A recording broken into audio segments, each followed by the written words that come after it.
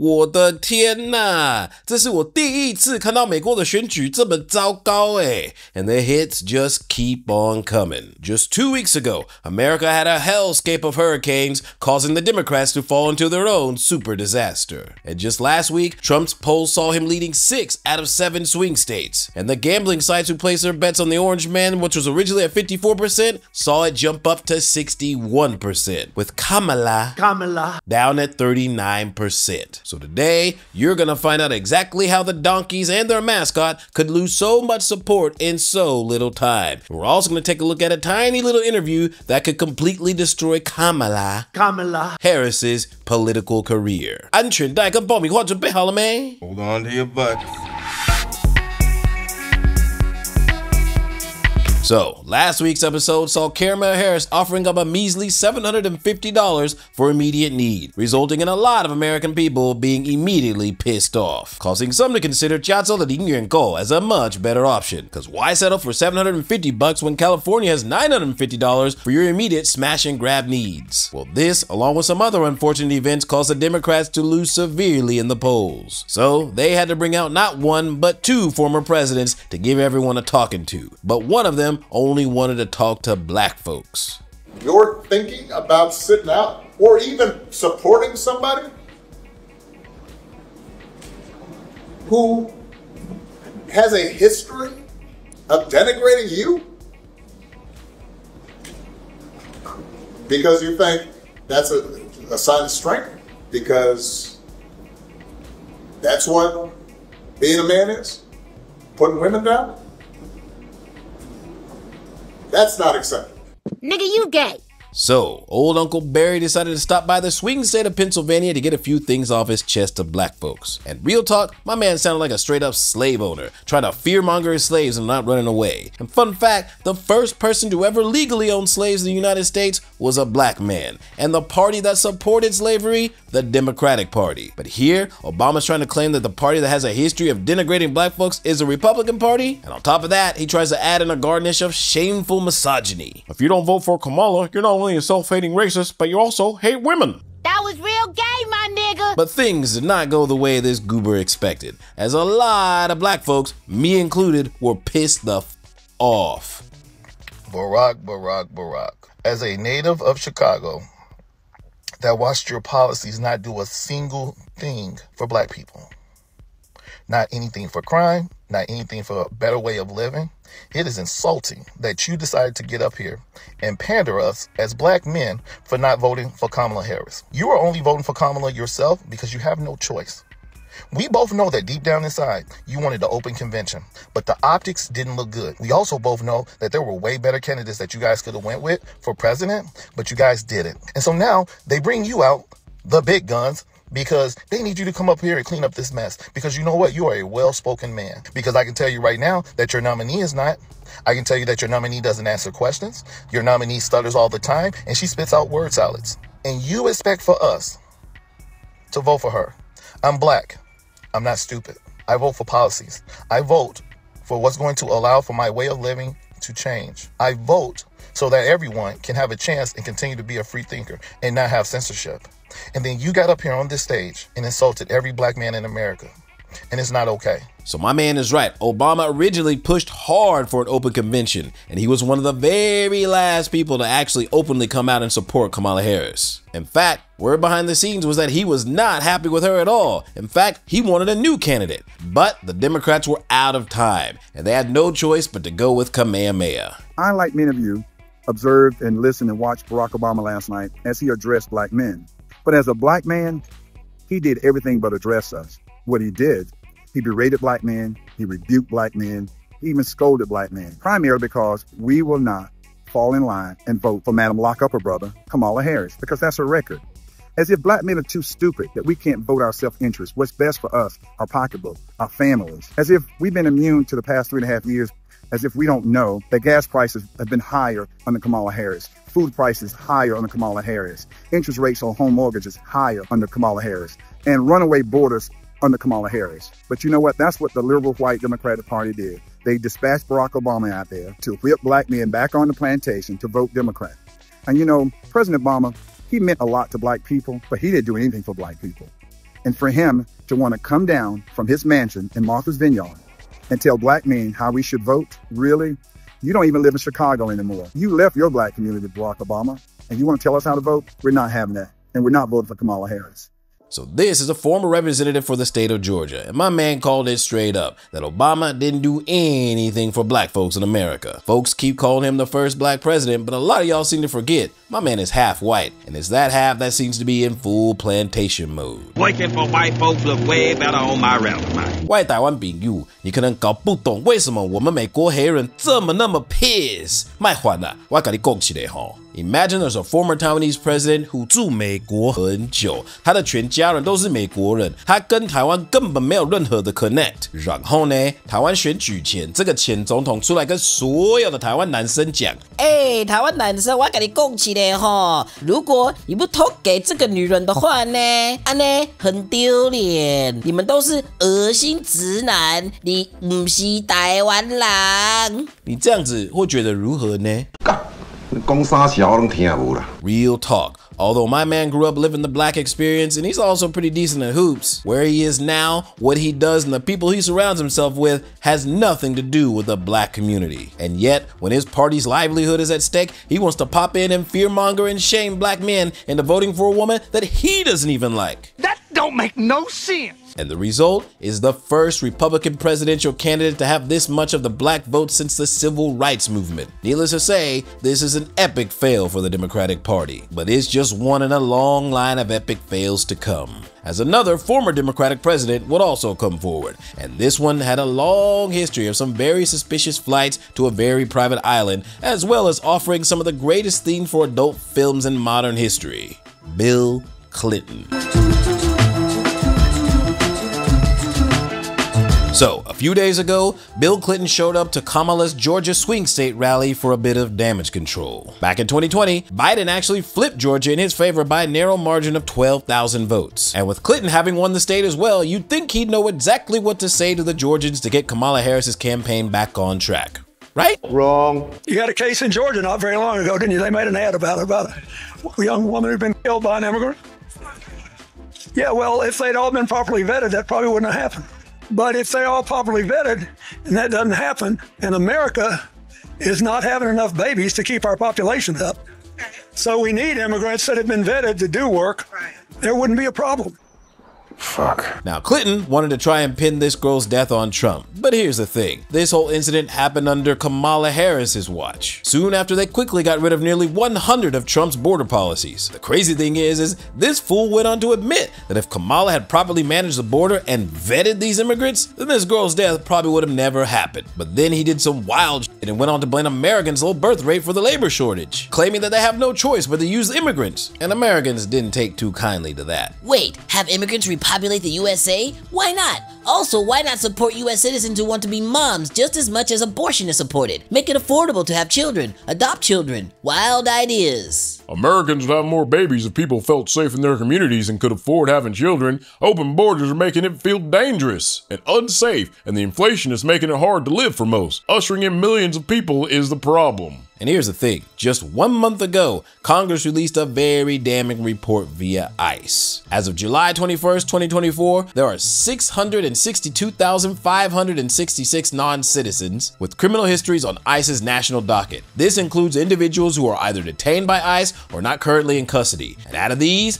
435,719 have been convicted of crimes, while 226,847 have pending criminal charges. The number of non-citizens with criminal records is significant, and it includes both those who have already been convicted and those who are still facing charges. In plain English, illegal immigrants who cross the border were then released by the Biden-Harris administration after being detained. And out of those, 420,000 are convicted criminals. I wonder exactly what kind of criminals are they? Well, at least 30,000 that we know of are sex offenders and rapists. Now, Kamala claims that they have detained at least 1,100 of these, but there's at least 16,000 who are still on the loose. And Bill Clinton claims we need these folks to do work.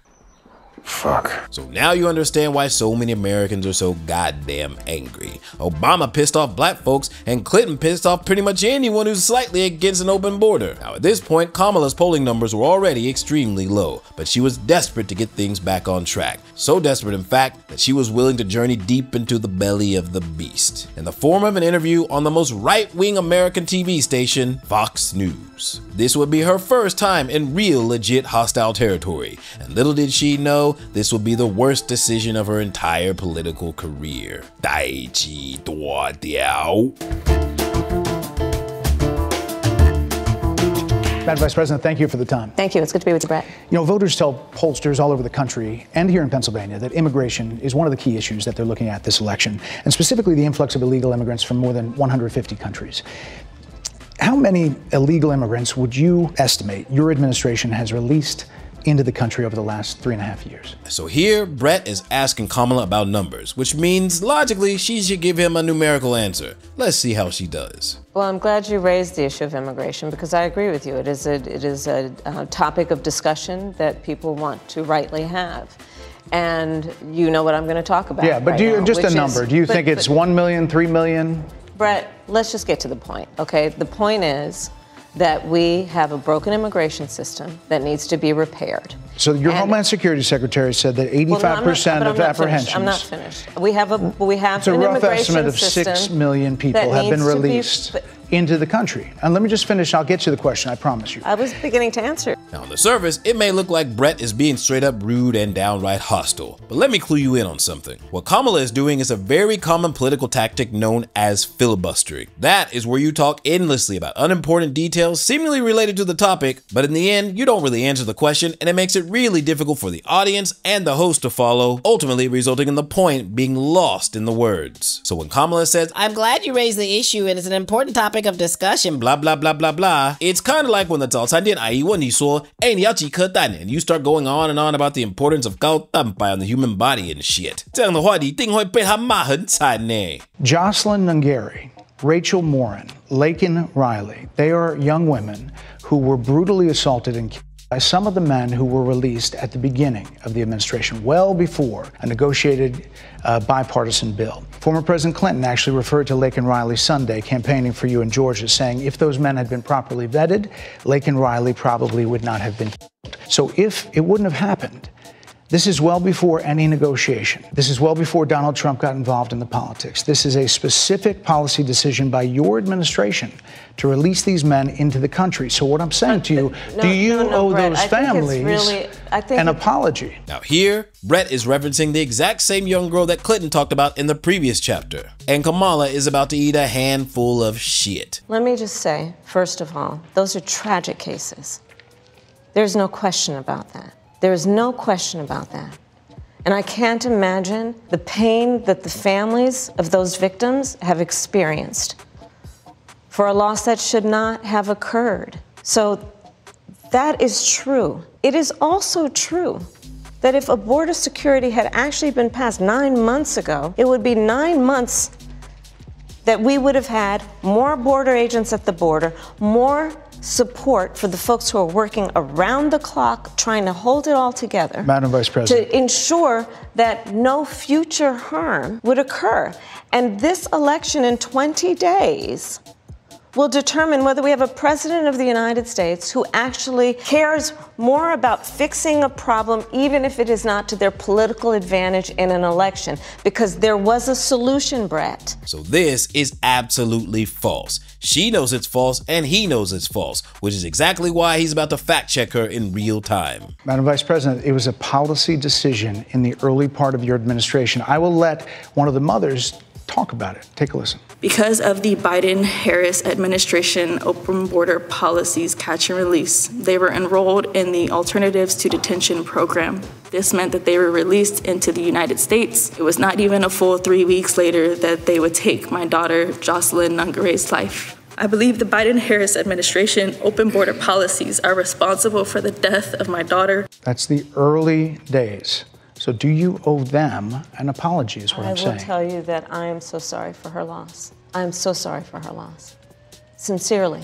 But let's talk about what is happening right now with an individual who does not want to participate in solutions. So what you're witnessing here is a person under pressure who sucks at lying and sucks even more at apologies. This grieving young woman just said that Kamala's administration is responsible for the loss of her daughter, and Kamala's response is, "I'm sorry for your loss," and then completely goes on to blame Trump. No better word than stupid, right?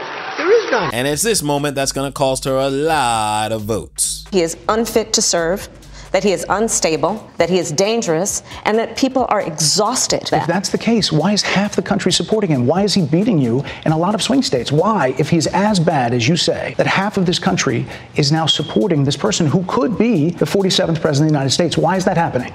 This is an election for president of the United States. It's not supposed to be easy. I know, but it's not supposed to be. It is not supposed to be a cakewalk for anyone. So are they misguided, the 50%? Are they stupid? What is God, it? I would never say that about the American people. Now here's where many people on the left accuse Brett of trying to trick Kamala into a damning soundbite. But here's the thing, when Kamala says that she would never say something like this about the American people, she already has. What else do we know about this population, 18 through 24? They are stupid. That is why we put them in dormitories, and they have a resident assistant. They make really bad decisions. Now, to be fair, 18 to 24-year-olds only make up 13% of the American population, not half. But still, this ain't a good look. I mean, even people in the audience felt embarrassed for what she said. And considering that this year's election sees 18 to 24-year-olds coming out to register to vote in record numbers, this could hurt her real bad. Not because she called them stupid, but because she got fact-checked for her hypocrisy. Your campaign slogan is a new way forward, and it's time to turn the page. You've been vice president for 3.5 years, so what are you turning the page from? Well, first of all, turning the page from the last decade in which we've been burdened with the kind of rhetoric coming from Donald Trump that has been designed and implemented to divide our country and have Americans literally point fingers at each other. Now this has got to be the most ridiculous thing I've ever seen. It is the Democratic Party who gave us DEI, causing folks to argue about gender pronouns and all that goofy shit, and also race and gender swapping Disney films and video game characters. And it's also the Democratic Party who keeps adding more and more letters to the LGBTQIA+++ to separate people into more subgroups of subgroups, yet it's Trump who's dividing America? People are frankly exhausted of Brett. More than 70% of people tell the country is on the wrong track. They say the country is on the wrong track. If it's on the wrong track, that track follows 3.5 years of you being vice president and President Biden being president. That is what they're saying, 79% of them. Why are they saying that? If you're turning the page, you've been in office for 3.5 years. And Donald Trump has been running for office. But you've been the person holding the office. Come on. Madam You Vice and I President. both know what I'm talking about. You and I both know what I'm talking about. I actually don't. What are you talking about? Classic. When faced with some real pressure, Kamala wants to use her charm and her beautiful smile to say, "Hey, we're on the same team, right? You know what I mean. Help a sister out." But Brett ain't having it today. Could you imagine if she used this strategy when dealing with real killers such as Xi Jinping and Vladimir Putin? Complete and total disaster. So she refuses to deal with the problem, refuses to apologize to aborted victims, blames Trump for everything, and when faced with a little bit of pressure from a TV show host, rather than trying to stand her ground and defend, she bites towards him and gets smacked down. With that out of the way, let's see how she answers a more principled question. This is a time when voters, especially here in Pennsylvania, are inundated with commercials and ads. They just want it to stop because it's every commercial. But many of them add noise, but a few of them seem to break through. This particular one from the Trump campaign has gotten a lot of attention. Kamala supports taxpayer-funded changes for prisoners. Surgery. For prisoners. For prisoners. Every transgender inmate in the prison system would have access. So are you still in support of using taxpayer dollars to help prison inmates or detained illegal aliens to transition to another gender? I will follow the law, and it's a law that Donald Trump actually followed. You're probably familiar with, now it's a public report, that under Donald Trump's administration, these surgeries were available to on a medical necessity basis to people in the federal prison system. And I think, frankly, that ad from the Trump campaign is a little bit of like throwing, stones when you're living in a glass house. The Trump aides say that he never advocated for that prison policy and no gender transition surgeries you know what? You got to take responsible for what happened presidency. in your administration. Yeah, no surgeries. Bruh, one of the most important qualities about any leader is that they must have principles. And this has to be the least principled, least leader-like answer I've ever seen. Girly, you represent the left, the place that prides itself on all kinds of diversity. So if I were you, I would have answered like this. Now I know many Republicans might not agree with this, but as the next US president, my job is to stand up for all Americans, regardless of their mistakes. Because in America, criminals have rights too. And although some of you might not agree with this, it must be done. I don't really care about offending people. Now, saying something like that might piss some people off, but it will at least show the American public that she's willing to stand for something. And although I might not like it, I could respect her for it. But to respond with something like, I will follow the law. What? What if Lincoln said he would follow the law? Then Kamala would just be some goofy poet on an Obama plantation. You think you just fell out of a coconut tree?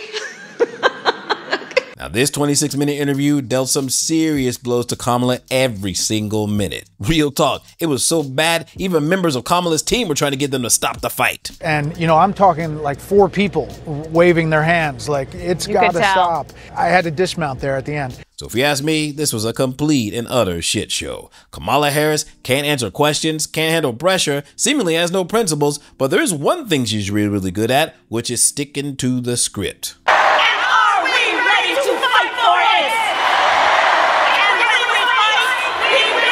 I call an opportunity economy, so that every American has the opportunity to own a home, to build wealth and to start a business, to build wealth, to start a small business. And the results? Gambling sites have Trump at 61% odds of winning this thing, with Kamala not even at half. Now, some of you might be looking sideways at these gambling sites, but the thing is, they've been very accurate in predicting election outcomes in American history. And even if you don't trust them, the traditional polls have Trump leading in 6 out of the 7 swing states. And that one swing state, he's tied. Now, when it comes to Clinton and Obama's hand in this disaster, there is one AI-generated video that is going completely viral as it illustrates the situation perfectly. So is Kamala doing okay?